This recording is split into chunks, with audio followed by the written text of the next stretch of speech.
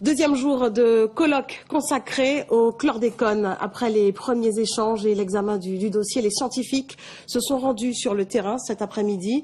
Une visite au cœur des bananeraies du CIRAD pour découvrir le jardin créole et les nouveaux modes de production sans pesticides. De quoi susciter l'espoir. Mickaël Bastide, Roni Maletti.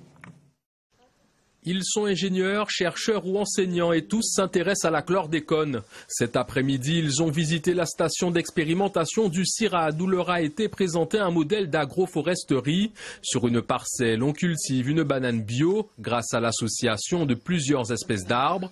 Pour ce chercheur au CNRS, cette technique existait 100 ans auparavant. On se demande vraiment ce qui s'est passé, qui fait qu'on a abandonné ces techniques, on s'est orienté vers une forme de standardisation, de monoculture d'exportation, qui ont créé un ensemble de problèmes, dont le chlordécone en premier lieu, mais pas que. Et donc je pense que rappeler finalement ce que nos anciens savaient déjà, mais ce qui est étayé par la science aujourd'hui, est extrêmement important.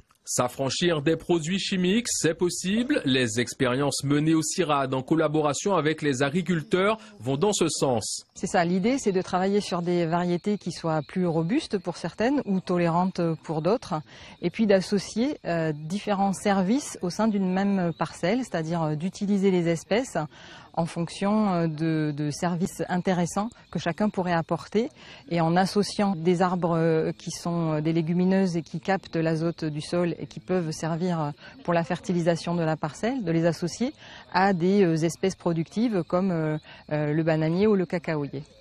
L'objectif est d'aller progressivement vers des modèles de production durable et respectueux des écosystèmes. Ces nouvelles ressources vont me permettre de créer, on va dire, des situations d'apprentissage avec mes élèves et donc du coup de les sensibiliser à la problématique de la chlordécone, mais aussi de façon plus large aux différentes voies qui vont nous permettre de nous adapter à ces contraintes. La visite s'est poursuivie vers les parcelles d'agrumes, une production qui a pratiquement disparu en Guadeloupe à cause du citrus greening, une maladie bactérienne impossible à éradiquer.